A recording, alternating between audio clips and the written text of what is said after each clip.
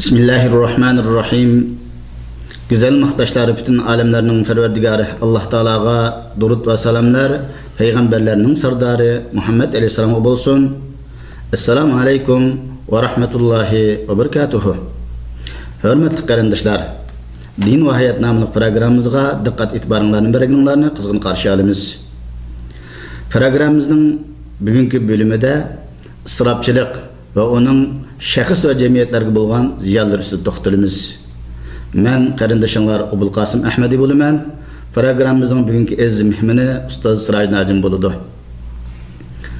Siraj Najim bu ısrap hakikaten cemiyette kan taqılıb atqan kesellerinin biri.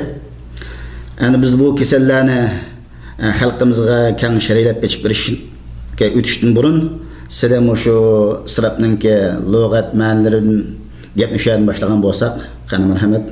Yaxshi bo'ladi. Bismillahirrahmanirrahim. Elhamdülillahi rabbil alamin. Vessalatu vesselamu ala eşrefil enbiya vel murselin. Amma ba'd. Endi israf ustida to'xtaladigan bo'lsak, israfxo'rlik, israfchilik degan bu hukm arab tilidagi har qanday bir ishni chekidan oshirib o'tish, haddidan oshirib o'tish degan ma'noni bildirar ekan. Bu israf bu umuman har qanday bir insonning düşüncesinde bir addi bir düşünce bilen ma'lumluq bir mesele. İslam dini bunu nihayet köp orunlarda israfның yamanlığı, israfның akıbetinin yamanlığı bu haqda köp toxtalgan. Kur'an-ı Kerim'de bir qancha ayetlarda kelgan, mesela Sure Araf'ta en muhim meşhur ayet var. Kulu veşrabu ve la tusrifu innehu la yuhibbul musrifin degan. Yani bunun manası siz yanla içanla israf qılmanglar. Allah, yani Allah Subhanahu Teala israf qiluvchilarni yaxshi ko'rmaydi. Demek biz bu meyli yemek içmek, kiyim kechak ve her sahada yeyli içeylik, yeyli hem Allah'ın nimetlerinden faydalanaylı, lekin hemmisini öz hududu, çek çigirisi içinde israf qilmaylı. Eğer israf qiladigan bo'lsak, biz Allah'ın muhabbetinden mahrum qalgan bo'lamiz. Yani her qanday bir insan, bir mümin üçün Allah'ın muhabbetinden mahrum qilishdan xatarlik ish yo'q endi. Shu sababdan bu meselede nəhayət qattiq agah bo'lish lazım ve bu israfxo'rlik insonga her taraflama ko'p masalalarni duch keladigan insonning hayot mamatlik masalalari yolg'iz insonning emas, mayli bir jamoat, millat, qavm, davlat shularning oqibatiga favqulodda cho'ng ta'sir qiladigan bir masala isrof degan. Shunga bir ulamoning mashhur so'zi bor ekan, al-isrof sebebi kulli cevap. Bu ısrapçılık bütün şu qurg'oqchilikning yo'qolishining sebebi, shaxsning vayron bo'lishi, jamiyatning vayron bo'lishi, davlatlarning vayron bo'lishi shu ısrapchiliklik, buzuqlikdan boshlanadi ekan. Har qanday bir shaxsda yoki har qanday jamiyatda isrofxo'rlik yuz berdi ekan, u uzun qolmay halok bo'lib tugishidi ekan. Yana bu asosan mu'minlar biz kafirlarning sifatlaridan jiroq bo'lishga buyurildik. Asli şu israf kafirlarning sifatidan ekanda Alloh taolo Qur'oni Karim bir qancha oyatlarda bu kafirlarning sifatiga ishorat qilib bir oyat karimda estağfirullah ve inna fir'auna la'alim fil ard ve innehu laminal musrifin. Bu Fir'aun zaminda cho'ngchilik qilib yashaydigan odam bu. Bu ham israfxo'rlardan degan so'z orqali bu asli israfxo'rlikning yani bir qancha oyatlar bor. Bu israfxo'rlikning asli kafirlarninki sifati mu'minga loyiq emas deganligiga ishorat qilgan ekan. Shu Sure Nahl'dami? Sure Nahl'ning 112-oyatida mashhur oyat ekan.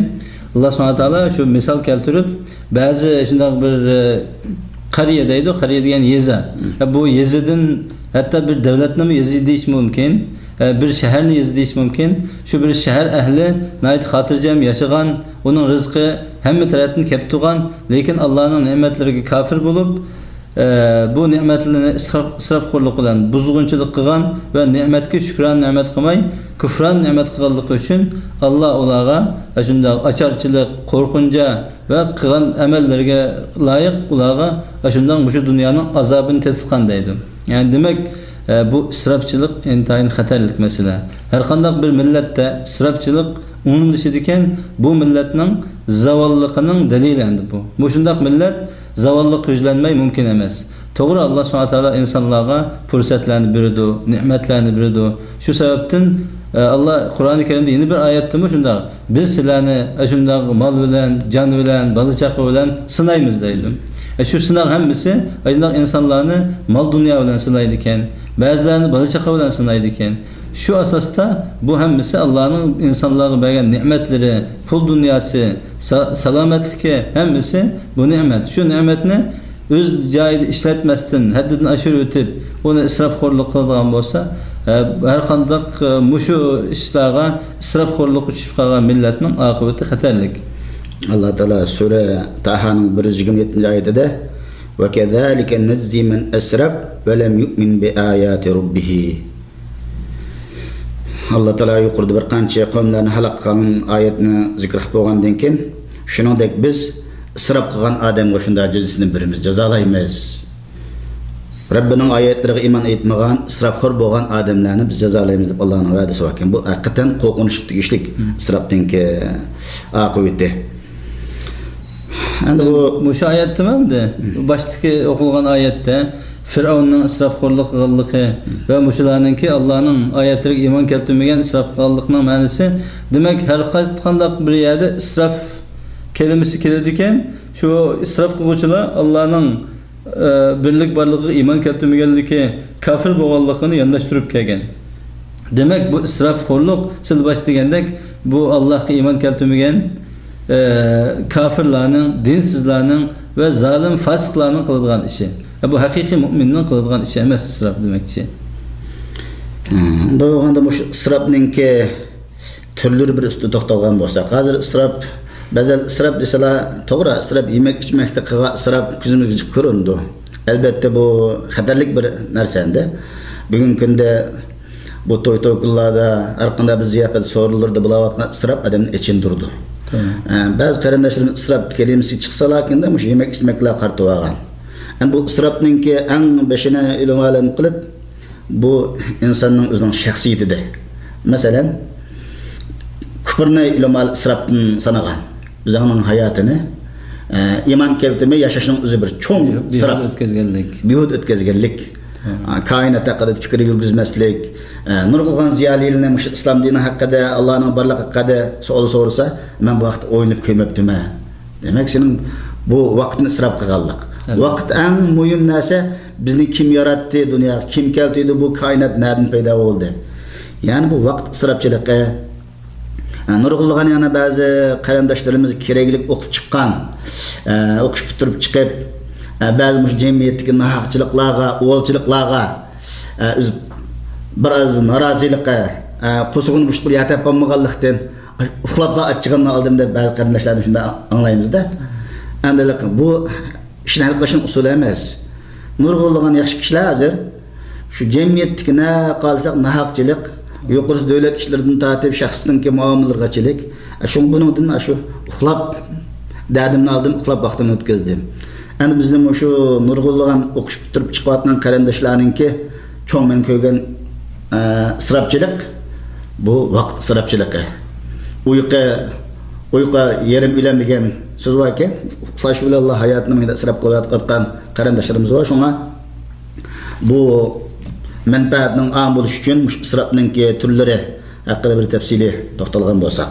Bu isrof desak bu keng uqum, keng ma'noda. Ammo isrofchilik va bu isrof doirasi siz degandek bu odatdagi insonning normal kundulik hayotidagi turmushidagi ishlardan boshlansa, yemek içmekdan, hatto yemek içmekdimi, isrofchilik deganning ma'nosi o insonga yemek içmekte siz xohlaganni, ishtaha qilganni yemang demaklik emas. Ammo yeydi, ammo to'yganning ustiga yemaslik lozim.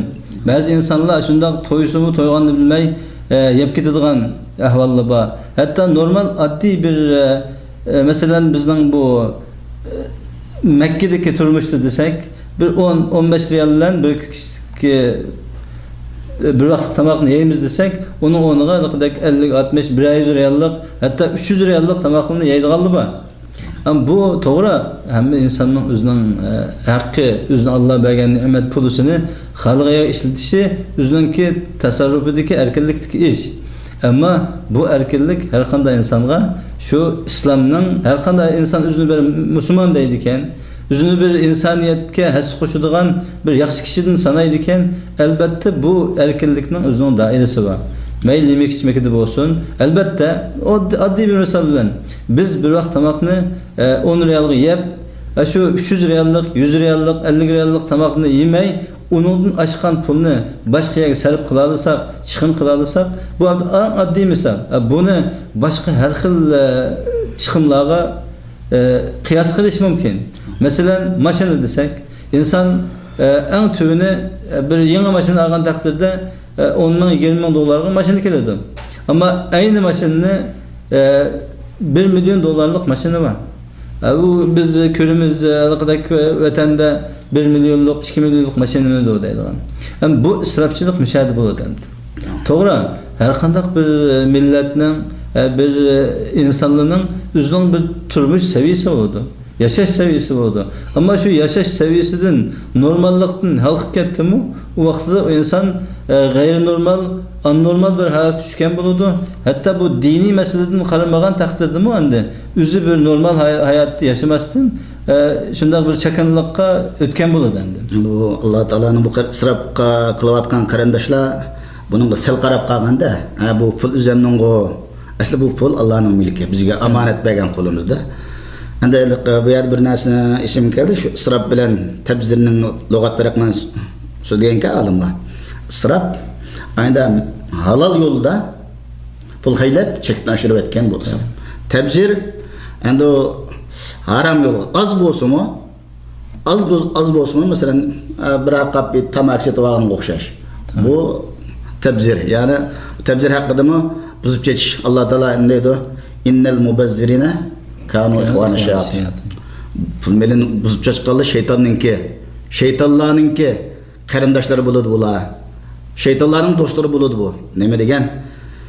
Kabih okutuşta bu. Allah Teala bunu kabahatini bize düşündürüş için bu şeytan süpetlik ademine kılga eş demekçi.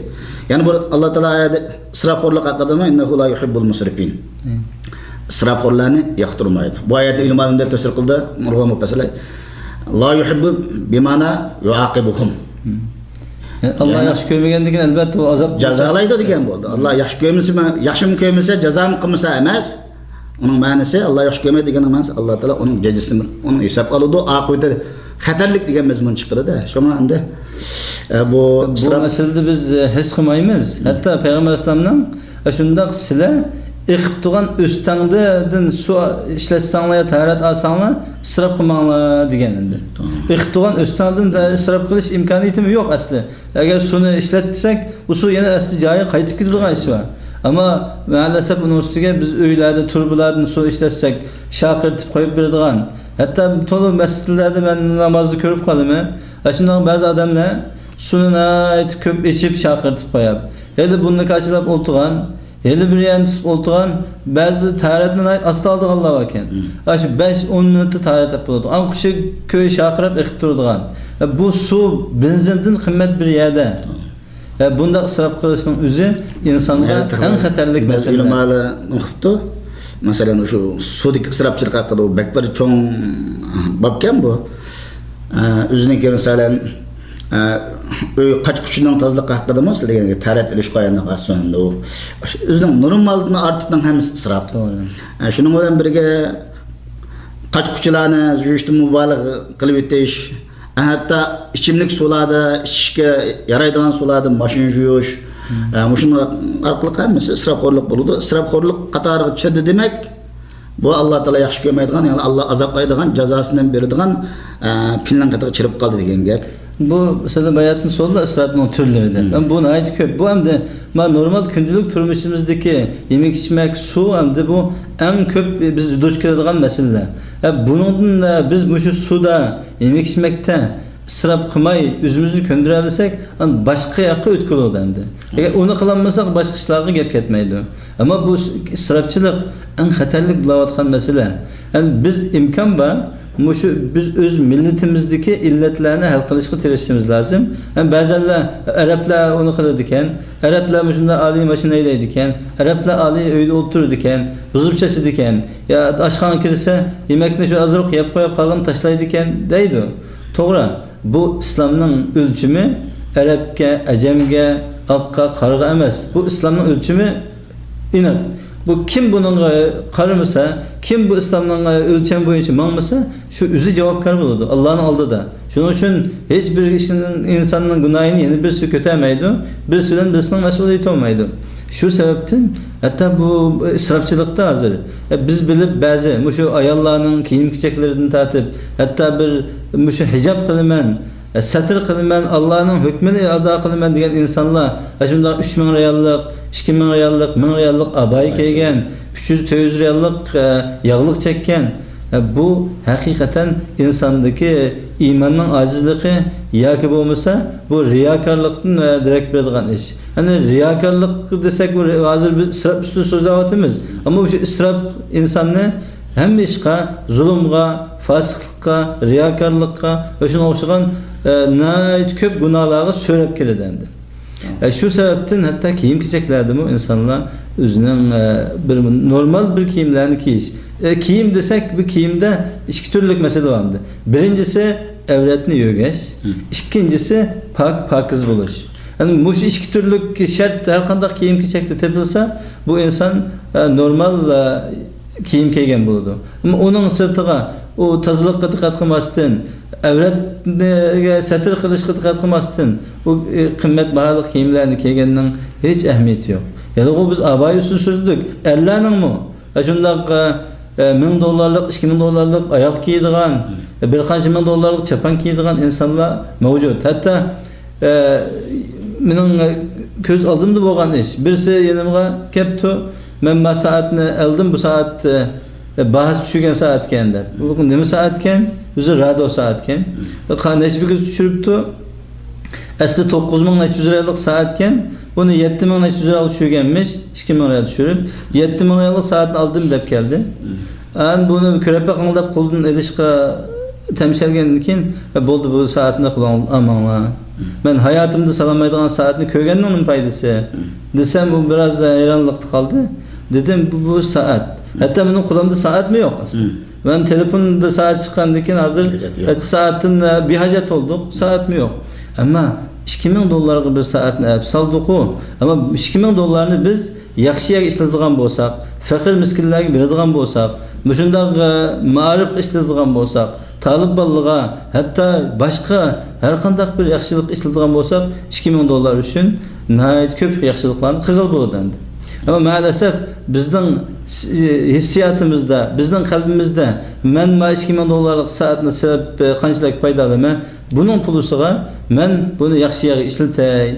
Hiç olmazsa bir sadık cari olsun qilib qo'yay, mening ahiretimge fayda bula deb o'ylash şu bir his qilgan bo'lsak, musulmonlarning ahvolimiz bu darajada bo'lmaydi. Endi hozir şu iqtisodning yaxshilanishiga ergishib vatanimizda bo'layotgan yomon ishlarning biri sizlar yuqorida o'tganidek shu kiyim kechak masalasida o'sha ancha-muncha qo'liga iqtisod chekkan birodarlarimiz chekdan oshirib borayotgan xabarlarni anglayapmiz, ko'ryapmiz. Yana biri shu o'ltirish choy deydigan narsalar bor ekan, ayolning qatoridami, erning qator ichidami bor ekan bu. Endi to'g'ri mehmonning hurmatini qilish haqiqatan isil axloq. Ammo bu bir mehmondoshlik choy deb uningga 4-5 qozonni isib olgan, nurg'ulg'an isroflar bo'layotgan u yerda aşxalık cisim bir mehmon qilish uchun necha 10 ming ko'ylik tamoqni burib, o inson degandan ki kichikna misi qo'siq to'ydi, qolgan hammani tashlab chiqib borayotgan odamni bu ahvolda cho'chitdi. Millatimizdagi bu illatlar saqaymay turib, biz o Allohning g'azabidan, xorliqdan qutulamiz deb ig'zish qilinmaydi. Endi bu masalada hatta biz haqiqiy mu'min Müslümanlık davası kaldığan bolsak, bu işlerde nihayet dikkat kılışımız lazım. Biz hem de Peygamber Aleyhisselam'ın sünnetini hayatımızda tatbiklayımız, biz bir İslami hayat yaşayımız deydiğen bolsak, elbette bu meseleye nihayet pek dikkatle karıştırmamız lazım. Hatta Peygamber Aleyhisselam sahabelerden bir yerde olduğunda Peygamber Aleyhisselam koşkuğa taş tanımagan iken. Taşını tanımagan iken bir sahabe gelip bu nime gap, yani bu şunda taş tanış sünnet okşaydı o. Bu nime sebep bolganda, bu nime üçün Peygamber Aleyhisselam koşkuğa taş tanıp aladı o dese, bu açlıktan, yigili yok bolganlıktan tanıp aldı degen. Asli Peygamber İslam'a yigili yok, içkili yok emas. Eğer o hakiki xalqan bolsa, Allah onunğa bütün nimetlerini bergen buladı, bütün rızıklar kelgen buladı. Lekin bu hayatta insan şunda en addi hayat turmuşuna ötküzüdüğünga Müslümanların ihtiyacını birinci orunda üzerinin şahsi hayatın şahsi ihtiyacını ikinci, üçüncü orunda koyalığında en hakiki mümin buluş için insanlara bu Peygamber İslam'ın hayatı bir örnek. Peygamber İslam'ın bir hadisi yana kulu ve tasaddaku ve elbesu fi gayri israfin ve la mehile. Yanla sadak ihsan kılınla. İnsan yegenden keyin bizning yani yemeydigan, yeyishga qurbat etmaydigan atrofdagi odamlarni esimizga kelishimiz kerak. Yavatqa vaqtida. Payg'ambar sallallohu alayhi vasallam vasiyati o'zingni yangla, ichingla ihson qilinglar, yani sadaqat qilinglar. Kiyininglar. Qanday kiyinsangiz kiyininglar. Buningda ikki narsani bo'lmaslik shart etgan. Isrof bo'lmasin, kibr bo'lmasin. Shu ulamolar aytgan ekanda, kul mashet, velbes mashet, valakin o'sha xalqning ya, xalqning key, lekin ikkisidan da bo'lmasin degan ekan ba'zi hukmlar. Ya'ni uning ikkisidan biri isrof yuqori deb o'tdi endi. Yani hacetni ortiq. O'zimizningki kiyim kiyishdan maqsad pokizlik, avratimizni yo'gash, chiroyli bir kiyimni kiysak, o necha ming qimmatidagi binasini kiyishning hech bir hojati yo'q. Pokiz kiysa, inson o'zining qalbi go'zal bo'lsa, kiygan narsalarini pokiz kiyib qilsa, bu shunda insonga yarashadi. Yani biri kibr bo'lmasa deydi. Şu anaqadek halal yaşta israf qilmaslikda birinchidan o israf qilmaslik, anaqadek kibr bo'lmaslik her qanday ish haddan eshib ketdimi, chekidan ochdimi, bu masalada bir islomning doirasidan, axloq doirasidan, insoniyat doirasidan chiqib ketgan bo'ladi. Endi ba'zi gaplarni anglaymiz vatanda, shundoq uy sog'an, to'g'ri, uy doirasining kengligi, uyning go'zalligi, uyni yasash, bu masalada islom har qanday insonning o'zining holiga bakıp hajlashni sunnat qilgan. Hatta Allah Peygamber sallallahu bir hadisida Allah bir insonga ne'matni bersa, boylikni bersa, bu boylikning asiri o insonning yemek ichmiki, kiyim kechiki, kiydigan ulug'ida ko'ralsin deydi. Demak, bir millioner bayning birisi akilib 3-4 ming riyallik abjaq mashina haydab mansa, bumi yarashmaydi. Onun layık, özünün şeraitiga layık bir maşinada menish lazım. Şunu uloqqa menish lazım. Ama bir adam shundoq necha yuz ming ko'y, necha million qarzi var, o'zining minadigan mashinasi Mercedes, BMW bo'lib qolsa, umi yarashmaydi. Hamma ish o'z loyiqida bo'lish lazım. Hatta bazı vatanda hozir uyni masalan saldık deydi. Mesela 2000-3000 metrlik yerga uy saldı.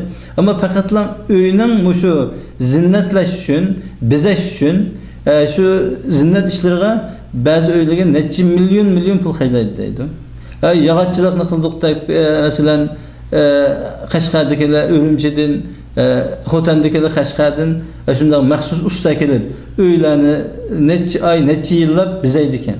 Bu kıyametnin alametleri. Kıyametnin alametleri, bu şunday kıyametnin alametlerinden bir qanchasi, shunday yalan ayak yazlıklar, siyaki sahralıklar, onu Arapçada Arabi degan sahralık bo'ladi. Sahralıklar bu şunday uy binada bir-biriga ko'z qilishidi. Muşuk kıyametin alameti deyilgan. Endi biz onu uyarlik ya sahralık, şehirlik demeymiz. Bu meselede her qanday insan muşundaq o'zining haddidan ziyoda ishlarni isrofxo'rlik bilan qiladi ekan. Demak, muşundaq isrofxo'rlikqa cho'kib ketgan insonda boshqa yaxshi ishlarga, sadaqa ihson qilgan ishlarga pul berishga ko'ngli bormaydi. Quli bormaydi. Nimishqa isrofxo'rlik qilgan? Isrofxo'rlik insonning qalbini kundan kunga qirlashtiradigan bir xatarlik illatlar, kasallardir. Şu sebepten bu israfxo'rlik insonga eng yomon masala israfxo'rlikda. Bu insonni faqirlikka sabab bo'ladi.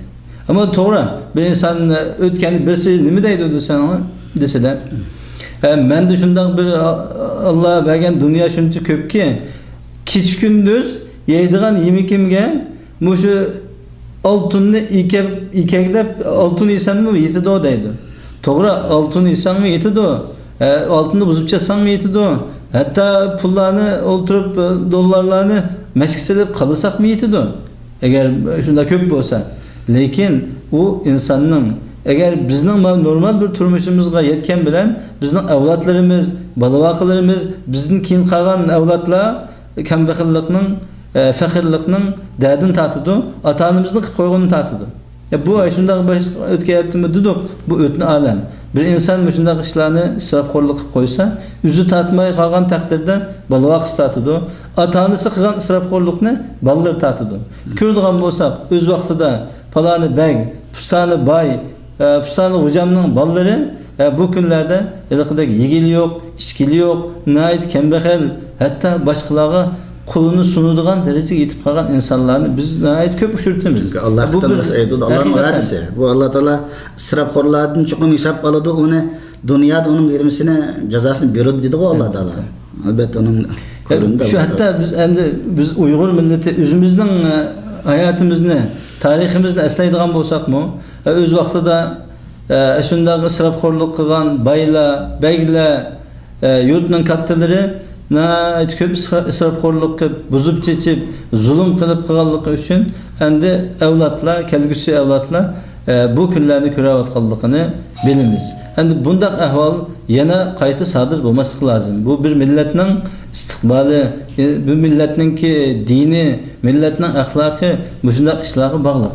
Shu sababdan bu masalalarda aytibek sezgur bo'lmasak ahvolimiz xatar.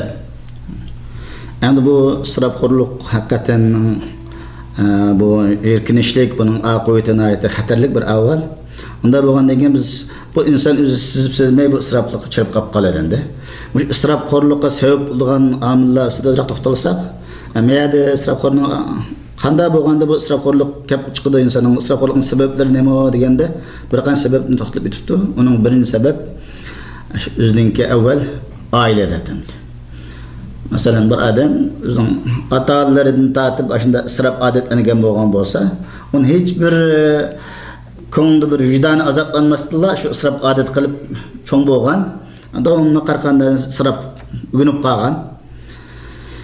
İkinci birisi isrofxo'rlikning sababi as-si'a ba'dad-dayq.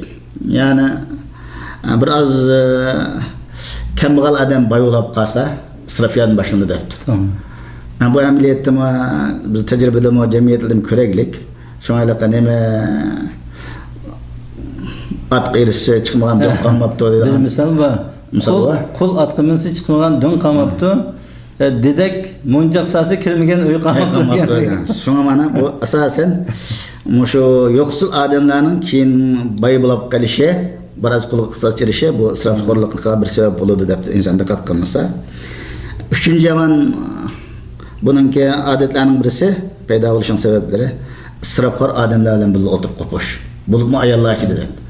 Bu ayollarimiz shunda bir qism isrofxo'rlarning uyga borgandan keyin uyga kelib ana başına olib o'tirdi ekan. Falan uyni anda ziynatlabdi, ustani manda qilibdi, anda kiyinadi ekan. Shunday qilib, shuni taqlid qilib do'rab atrofdagilarga, bu isrofningki hukmi nima, Allohning bu shariat belgilamasi nima, buning bilan hisoblashmasdan atrofdagi yomon isrofxo'rlik bilan shug'ullangan odamlarga ta'sir uchrab ketish. Bu ba'zi aqlsiz xotinlar bor ekan. Bizning bir yaqin do'stimiz bor edi, o'zi o'quvchi talib, uylangan. Shunday bir yerga mehmondorchilikqa yoki bir qarindoshlarning uyiga ziyoratga bordim-u, shu beriblam yerdan chiqib yo'lda er bilan urush qilib turadigan ekan. Bu falan uyda u ekan, pustanın uyda bu ekan, uyini da yasaptı. Nima uchun sen menga shu ishlarni qilib bermaysan dedi. Bu qanday aql? Bir o'quvchi o'qiyotgan mezgilda qaysi usul bilan o palani bayning pustani odamning uyiga o'xshash uy yasab beradi. Uning hayoti o'xshash yashaydi. İnsanda bu masalada bu isrofxo'rlikni hal qilish lozim. Nima ish qilsak qilib, buning hal qilishning birinchi chorasi meningcha bu insondagi imanning kuchlanışı. Yani hakiki bizde müstehkem iman bolsa, qancha imanımız kuchlangan siri biz bu dünyadan özümüzning dunyoga bo'lgan ishqimizni, bu dunyoga bo'lgan mastanligimizni asta kamaytiramiz. İman kuchlangandan keyin insonda qanoat bo'ladi. Endi qanoat desak, bu qanoat degan xuddi bu kam qolmaydigan, yo'qolmaydigan xazina deydi. İnsonda qanoat bo'lsa, Alloh subhanahu va taolo insonning mayli shakl jihatdan bo'lsin, mayli bu aql jihatdan bo'lsin, mayli mal dunyo jihatdan bo'lsin, hamma insonni o'z loyiqida bir shaklda yaratgan. Gapni men tatib olay. Avval bu nimaniki ısrafxo'rlikning sabab bo'lgan omillarni zikr qilib uchinchisi keldik. Biz yana to'rtinchisi bu xil chiqqan endi muhim bo'lganlarni to'xtalib, oxirida buni davolashning usullarida ayrim bir to'xtalaylik do'stlarimiz da ham arada tushunsin. Endi to'rtinchi sabab shu oxiratni g'aflatda yashash deydi. Israfxo'rlikningki nimadan biri oxiratni g'aflatda yashagandan keyin albatta jannatning yo'llari ipaklar bilan o'ralgan bo'lmaydi. Bu jannatning yo'liga yetish uchun nurg'unlagan qiyinchiliklarga sabr qilish, buni tushungan vaqtida inson bu isrofxo'rlikdan yiroq bo'la oladi. Yani isrofxo'rlik sabab bo'lgan to'rtinchi omil oxiratdan g'afil yashash. Endi bu qadar bilan buning bilan oxirlashtiraylik buning isrofning kelib chiqish sabablarini. Endi oxirida shu isrofni, xorlikni davolashninki vasilalar yo'llar ustida bir to'xtalgan bo'lsak. Endi shu isrofxo'rlikni hal qilishning bu bir kasal endi. Bu kasallikni davolash uchun boshda isrofning islomda o'rnini, buning naqadar yomon illatligi va isrofxo'rlik endi eng ig'ir gunoh, ma'siyatlarning birisi ekanligini bilgandan keyin o'zining istiqboliga, avlodlarning istiqboliga, umum bir ummatning, millatning istiqboliga ta'sir ko'rsatadigan ish bo'lg'achqa, ham buni albatta hal qilishning chorasini ko'rishimiz lozim. Boshda degandek bizda kuchli iymon bo'lsa, Allah bizga bergan ne'matga mayli oz bersin, mayli ko'p bersin, shu berilgan ne'matga, Allah bergan rizqqa qanoat qila olsak, eng muhim masala bu hal qilishda mushu insonda bir mas'uliyat tuyg'usi bo'lishi lozim. Yani Allah insonga mayli aqlni berdi, mayli ilmni berdi, mayli boylikni berdi, albatta bu Allah insonga bergan bu rizq, bu ne'mat, albatta buning mas'uliyati bor. Alim bo'lgan adam shu bilgan bilmini boshqalarga yetkazish lozim. Agar yetkazmasa qiyomatda uning so'rig'i va hatto og'ziga o'tni yugansalanadi deydi, alim ilmini yetkazmasa. Shuni o'xshashlam, shundoq bir boy o'zining boyligini Alloh yo'lda, yaxshi yo'lda xarjlayolmasa, albatta uning mas'uliyati va shu sababdan haqiqiy turda mas'uliyatni his qila olsak, bu isrofxo'rlikni hal qilish bek oson. Yana bu biz musulmonlar atrofimizdagi qo'shnilarimiz, tuqqanlarimiz, bütün cemaatimiz ve Müslümanların ko'rayotgan kunlari ehtiyojini haqiqiy biz his qilsak ve bularni ko'rgan vaqtimizda albatta bu isrofxo'rlikni biz avtomatik holda to'xtab qolamiz. Chunki hozir dunyoning hamma yerida ocharchilik, urush va shunday tabiiy ofatlar, hatta shu masalan yaqinda Filippinda bir chapqinlar 10 ming odam ulaylik, necha milyon adam uysiz qiliqli.